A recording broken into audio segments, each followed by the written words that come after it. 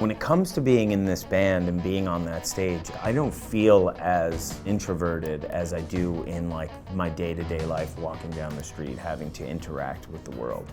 It's like two different people. Keeping the Twitch stream kind of small is really because you're getting more of my personality. Claudio Sanchez, lead singer for Coheed and Cambria, is a gamer who not only brings his gaming consoles on the road with his band, but streams to Twitch on his off time. His band is currently on tour after releasing their new album, Vaxis 2. The Washington Post's video game reporter Nathan Grayson sat down with him to discuss his view on gaming, why he streams on his off time, and the effects of all this on his performance and his band.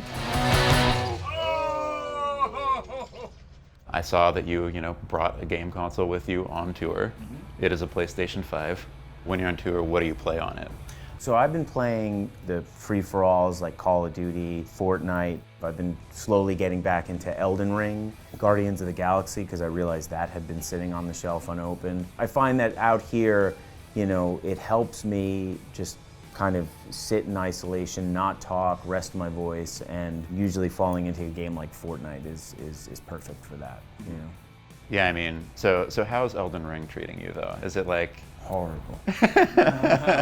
If you've been able to make much progress at all, you're just like, oh no, this is destroying me. Well, no, I have made some progress. The last time I really got into the game was the last tour we were on, so I'm sort of getting my bearings. It's a frustrating game, but you know what I love about it is it reminds me of those games from my youth, where it's like you get to keep grinding it out until you like made it past that point that you just couldn't get to, and it just reminds me of like a contemporary version of that first Legend of Zelda.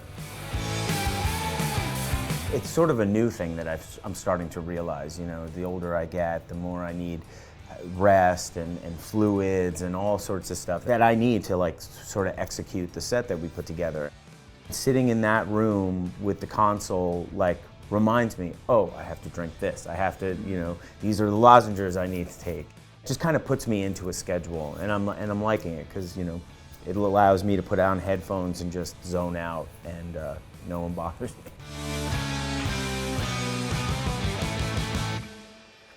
Someone said better than Ninja in the chat. That's funny. What's that? You've been streaming on Twitch a fair amount. You've explained in many interviews that like part of the reason you created the Amory Wars, the story behind Coheed and Cambria, is that initially you had sort of trouble communicating your actual like emotions and thoughts and feelings in music. That was a little bit nerve-wracking for you. And so instead you created this fiction to surround them. Flash forward all these years later, and you're like going on a platform where the entire idea is just to straightforwardly communicate with people. Right. So how do you feel about doing that now, after like not hiding behind a fiction, but like creating one to encompass what you actually think and feel? For me, it's like I'm talking to myself, because there's really no one there in the room. But I also feel like I'm talking with a sect of our audience that's like myself. I'm using it as like a tool just to feel a bit more comfortable with myself. That's why I don't keep VODs, is I'm not entirely sure I want it to get any bigger.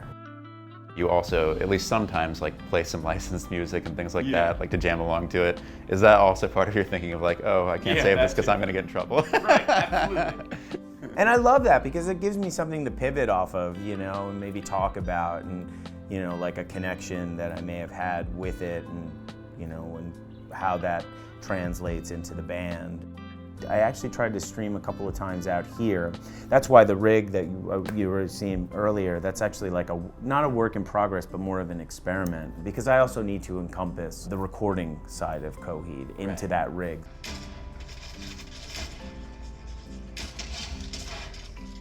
What have you noticed that you're able to do, I guess, a little bit more like effectively or what have you when you're on stage that sort of came from streaming on Twitch and talking to people in that way? Being kind of impulsive, and there's just this somewhat of a comfort that I get now when the moment comes where I have to engage. And I think a little bit of that has to do with understanding what maybe the audience might want from a moment like that.